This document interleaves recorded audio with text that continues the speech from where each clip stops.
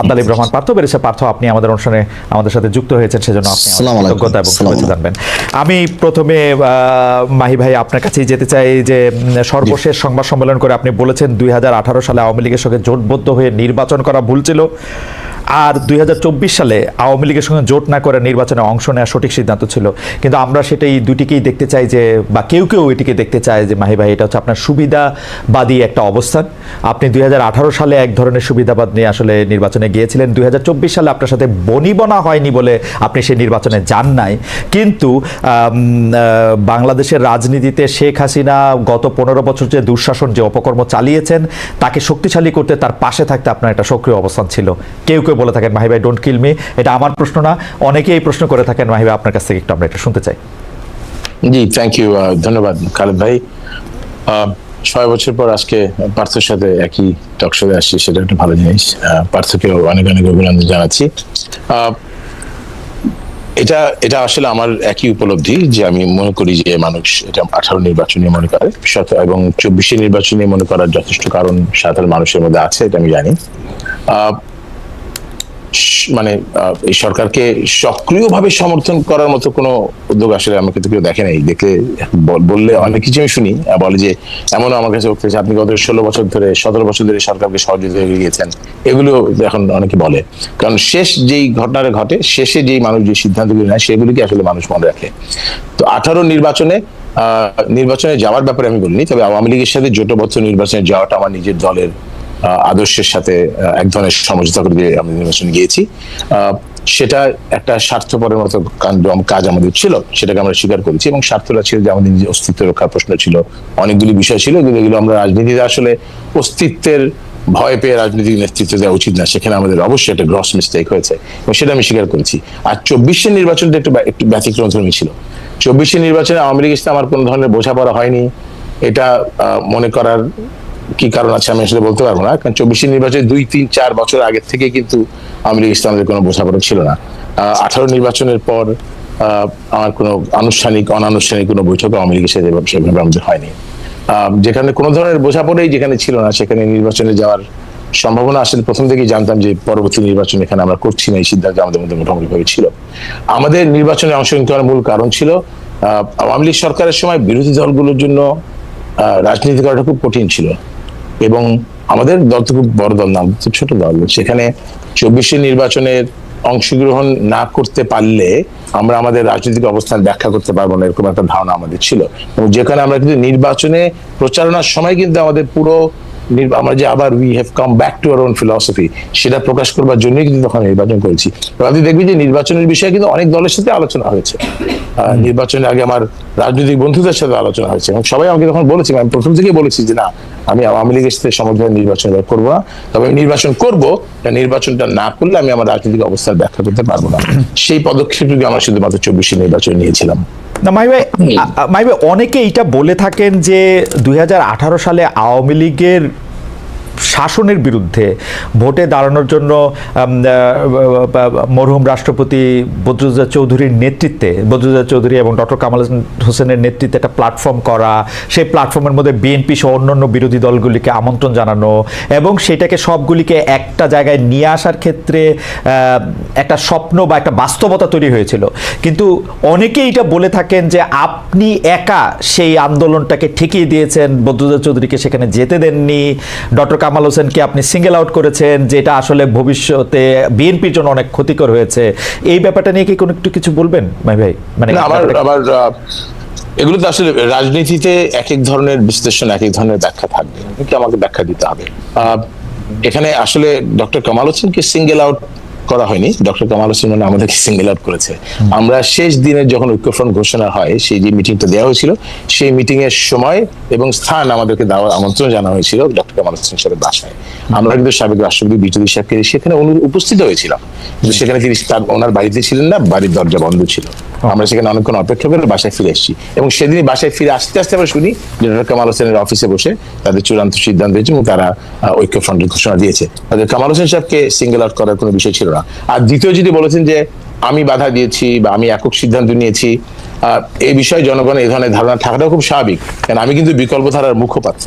বিকল্পধারার যে কোনো সিদ্ধান্ত শেষ পর্যন্ত আমাকেই মুখপাত্র হিসেবে কথাগুলো বলতে হয়েছে, যার জন্য এই দোষটা আমার উপরই পড়েছে। এবং আমি আমার প্রেস কনফারেন্সে কিন্তু অন্য কোনো দিকে দোষ না দিয়ে যে ভুলগুলো হয়েছে সব সফলতার ভার সবার, কিন্তু ব্যর্থতার দায়গুলো আমি একাই গ্রহণ করেছি, কারণ দলের মুখপাত্র হিসেবে আমাকেই সবসময় মিডিয়াকে ফেস করতে হচ্ছে, জনগণকে কথা বলতে হচ্ছে। Yes, I do agri.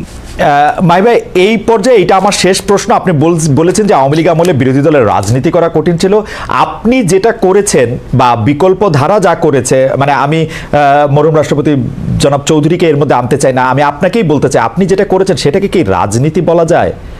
অনেকে মানে বাংলাদেশের ইতিহাসে যদি কেউ এটা দাবি করে যে এটা ষড়যন্ত্র, এটা লেজুর বৃত্তি, আপনি এটা কিভাবে মানে মানে জানি না মাহি ভাই, এটা আপনি কিভাবে বলবেন? মানে মানে যেটা আপনি করেছেন, আপনার দিয়ে আমাদের যে আশা সম্ভাবনা ছিল সেইটা কি, বা সম্ভাবনার আশার সম্ভাবনা যেভাবে বলি সেইটা আমি একটা কথা বলি, আমি আমার আপনার কাছে হয়তো আছে, বিচৌধুরী সাহেবের মৃত্যুর 3 সপ্তাহ আগে তিনি আমাদেরকে একটা 9 দফা নির্দেশনা দিয়েছেন, এবং সেখানে আপনি দেখবেন যে 3 নম্বরে দর্শনের জায়গা উনি স্পষ্টভাবে বলেছেন যে স্রষ্টা এবং সৃষ্টির সাথে সংযোগ স্থাপন, নির্ভয় সত্যানুসন্ধান এবং অহংকার থেকে মুক্তি। একে উল্টোভাবে বলি, প্রথমে অহংকার থেকে মুক্তি। অতএব আমি কিন্তু সম্পূর্ণভাবে অহংকার থেকে মুক্তি অর্জনের চেষ্টা করেছি দেখেই আমি স্পষ্টভাবে আপনাকে বলতে চাই যে আমি যে সিদ্ধান্ত গ্রহণ হয়েছে দলীয়ভাবে মুখপাত্র হিসেবে তার দায় দায়িত্ব আমি গ্রহণ করছি, এবং একইভাবে এটাও বলেছি যে এটাকে মানুষ আমাকে সুবিধাবাদী হিসেবে চিহ্নিত করেছে। আমি এটাও বলেছি এই কারণে, এই সিদ্ধান্তের কারণে আমার নেতৃত্বের প্রতি আস্থা হ্রাস পেয়েছে, দলের জনপ্রিয়তা হ্রাস পেয়েছে। তো এর চাইতে বেশি সত্য অনুসন্ধান করা হয়তো বা আরো যদি কিছু বাকি থাকে সেটা করতে আমার কোনো আপত্তি নাই, যাচ্ছে ডিফারেন্ট পয়েন্ট। কিন্তু এখানে আমি মনে করি যে কাজটা আমরা, যে সিদ্ধান্ত আমরা নিয়েছি, এটা প্রচলিত রাজনীতির এরকম সিদ্ধান্ত অনেক হয়েছে, কিন্তু বিকল্প ধারার স্বপ্ন দেখে এই ধরনের প্রচলিত রাজনীতির সিদ্ধান্ত গ্রহণ আমাদের একটা গ্রস মিস্টেক ছিল, সেটা আমি স্বীকার করছি। মাই ভাই, আপনাকে ধন্যবাদ। আমরা পরে যখন আবার আপনার কাছে আসবো, বিএনপির সাথে বর্তমান আপনার সম্পর্ক এবং সেইটা নিয়ে আমরা কথা বলবো, তার আগে আমরা একটু জনাব আন্দালিব রহমান পার্থের সাথে আমরা একটু কথা বলতে চাই। জনাব আন্দালিব রহমান পার্থ, আপনি একজন রাজনীতিবিদ হলো আমি আপনাকে খুব রেট করি একজন রাজনৈতিক বিশ্লেষক হিসেবেও, যে মানে যেহেতু আপনি টক শোতে প্রচুর আপনাকে কথা বলতে হয়, অনেক প্রশ্নের জবাব দিতে হয়, এবং অনেক ক্ষেত্রে আপনাকে বিভিন্ন ভবিষ্যতে কথা বলতে হয়, এবং এর অনেকগুলি, আমার স্বীকার করতে দ্বিধা নেই, অনেকগুলি মিলেও যায়। আমি এই জন্য আপনাকে একটু ফরওয়ার্ড লুকিং প্রশ্ন করতে চাই যে গত কয়েক বছর ধরে জনাব তারেক রহমানই আসলে বিএনপির হাল ধরে আছেন। বেগম খালেদা জিয়া চিকিৎসার জন্য লন্ডন গেলেন, শেখ হাসিনা জনরোষে বাংলাদেশ থেকে বিতাড়িত। রাজনীতির এই পরিবর্তনটা আপনি আসলে কিভাবে দেখছেন? নতুন নেতৃত্বে নতুন রাজনীতির সূচনা কি হতে চলেছে? বিশেষ করে 90-এর পর যদি আমরা আওয়ামী লীগ ও বিএনপির শাসনকাল যদি বিশ্লেষণ করি, সরকারে বা ক্ষমতায় এলে মানে এটা একটা, এই প্রশ্ন বারবার হচ্ছে যে তারা যে গণতান্ত্রিক থাকবেন, কর্তৃত্ববাদী হবেন না, সেরকম কি মনে হচ্ছে? মানে এই নেতৃত্বে যারা আছেন, এটা তো অবশ্যই ঠিক, জনাব তারেক রহমানই আসলে 20-22 বছর ধরে অন্ততপক্ষে দলের ডেপুটির হালটি ধরে আছেন, কিন্তু মানে এই নেতৃত্বের ক্ষেত্রে কি কোনো পরিবর্তন আসছে? ব্যক্তি মানুষ না, আদর্শের, দৃষ্টিভঙ্গির আপনি কিভাবে দেখছেন? একটু আপনাকে ধন্যবাদ খালেদ, আপনি তো অনেক ওয়াইড একটা প্রশ্ন করেছেন আমাকে। আমি একটু ব্যাকগ্রাউন্ডে যাব। দেখুন, আপনি সমষ্টিগতভাবে যদি বাংলাদেশের রাজনীতির অবস্থা দেখেন, গত 17 বছরে যে একটা ভীতির সংস্কার, ভীতির একটা সংস্কৃতি আমাদের রাজনীতিতে ছিল, যার কারণে 17 বছর কিংবা 20 বছরে ভালো মানুষগুলি রাজনীতি থেকে দূরে সরে যায়। এই কারণে অফকোর্স একটা ভ্যাকুয়াম সৃষ্টি হয় রাজনীতিতে, কারণ 17 বছর আপনি জানেন যে কোনো রাজনীতি করতে গেলেই একটা গুম খুনের একটা ধারণা ছিল, বা মানুষ রাজনীতিবিদদের উপরে কেন জানি বলবো না, মানুষের যথেষ্ট রিজন ছিল রাজনীতিবিদদের থেকে দূরে সরে যাওয়া। এবং বলে না যে জোকাররা যখন পার্লামেন্টে যায় তখন জোকাররা মেম্বার অফ পার্লামেন্ট হয় না, পার্লামেন্টটা সার্কাস হয়ে যায়। গত 3টা বছর, তিনটা টার্ম অনেকটা এরকমই একটা অবস্থান ছিল। তো এই কারণে, আর তারেক রহমান সাহেবকে নিয়ে আপনি যে কথাটা বললেন, উনি গত 10, 12, 15 বছরে যেভাবে বিএনপিকে বিদেশে বসে যেভাবে নেতৃত্ব দিয়েছেন এবং নিচ থেকে ওপর পর্যন্ত, সত্যি কথা বলতে উনি আওয়ামী লীগের মাথা খারাপ করে দিয়েছেন। যে বাইরে থেকে সাংগঠনিকভাবে উনার যেই নেতৃত্ব ছিল, ন্যাচুরালি বিএনপি ভাঙতে পারেনি বিএনপি পথচ্যুত হয়নি বা অন্যদিকে যায়নি। তো সেই ক্ষেত্রে দলের মধ্যে এবং আমি মনে করি সারা বাংলাদেশে ওনার একটা আলাদা গ্রহণযোগ্যতা আসছে। এখন বিএনপি সামনের দিকে যদি ক্ষমতায় আসে তাহলে বিএনপি কি করবে সেটা নির্ভর করে সত্যি কথা বলতে বিএনপির সমষ্টিগতভাবে বিএনপির মানসিকতার উপরে। বিকজ আপনার ডেমোক্রেসি তো অ্যাকচুয়ালি ইজ আ মাইন্ডসেট। আপনি আপনার বিরুদ্ধের কথাকে সুযোগ দিলে ডেমোক্রেসি থাকবে, আর সুযোগ যদি আপনি না দেন তাহলে ডেমোক্রেসি থাকবে না। তো এটা সম্পূর্ণরূপে একটা মাইন্ডসেটের ব্যাপার। এখন বিএনপি যদি ওনার কর্মকাণ্ডে বা বিএনপির কর্মকাণ্ডে যদি সেই রিসিপিয়েন্ট বা ওই রিসিভিং এন্ডে থাকতে পারে বা ওই মানসিকতা থাকতে পারে, এবং এই 17 বছর এত কিছু দেখার পরে যে আপনার রাষ্ট্র পরিচালনায় ব্যর্থতা বা পতন, বা যেটা পতন বলবো না, আওয়ামী লীগের তো, যেটা আমি আপনাকে আনঅফিসিয়ালিও বলেছি যে আওয়ামী লীগ এমন একটা রাজনৈতিক দল যার বাংলাদেশে শুধু রাজনৈতিক পতন হয় না, এই সামাজিক পতনও হয়েছে। যে এই ধরনের সামাজিক পতন আগে হয়নি, বিকজ আওয়ামী লীগের অবস্থানটা, আওয়ামী লীগের অ্যাট্রসিটিটা, আওয়ামী লীগের দুর্নীতি বা সবকিছু একটা হাউস ওয়াইফের কাছে, একটা সাধারণ শিশুর কাছেও চলে গিয়েছিল, এবং এই লাস্টে যে গণহত্যাগুলি। তো আমি সেটাই বলবো যে এখন তো আর নির্দিষ্ট শত্রু লাগবে না আমাদের পতনের জন্য। আমরা যদি আওয়ামী লীগ থেকে শিক্ষা না নেই, আমরা যদি ডেমোক্রেসি প্র্যাকটিস না করি, তাহলে অদৃশ্য শত্রু আমাদেরকে সেটা করে দিতে পারে। তো আমার মনে হয় ভবিষ্যৎ তো আমি বলতে পারবো না, এটা এর উপর নির্ভর করে। আজকে পর্যন্ত আমি আমার জায়গা থেকে বিএনপির সাথে যতখানি কথা বলেছি, যতখানি রাজনীতি করছি, আমি যথেষ্ট অ্যাকোমোডেটিভ। এবং আপনি যদি ইদানিংও দেখেন বিএনপির 31 দফা থেকে আরম্ভ করে অন্য সবকিছু, বিএনপি আমাদের সবার সাথেই কথা বলছে, সবার কাছ থেকে ড্রাফট নিচ্ছে, সবার কাছ থেকে উপদেশ নিচ্ছে, তারপর ওনারা এটা বাস্তবে আসছে। তো আমি যথেষ্ট অ্যাকোমোডেটিভ নেচার বিএনপির দেখতে পাচ্ছি। সো ইনশাল্লাহ আমি প্রোগ্রেসিভ থিঙ্কিং, আমি মনে করি আর খারাপ কি হবে, ইনশাল্লাহ ভালোই হবে। পার্থ, আমি ভবিষ্যতের জায়গা থেকে এখন শুধু বর্তমানে পাটাতনে একটু আসতে চাই। আপনি জানেন যে 24-এ ছাত্ররা রাজনীতির গতিপথ, মানে ছাত্রদের নেতৃত্বে রাজনীতির গতিপথ যেভাবে পাল্টে গেছে বা পাল্টে দিয়েছে ছাত্ররা, সেখানে আপনারা যারা 53 বছরের বাংলাদেশ রাজনীতির দ্বিতীয় বা তৃতীয় প্রজন্ম, মানে আপনাকে যদি আমি বলি, তাদের রাজনৈতিক প্রাসঙ্গিকতা বা রাজনীতিটা কি আগের মতো আর আছে? আপনারা কি নতুন করে কোনো কিছু ভাবছেন?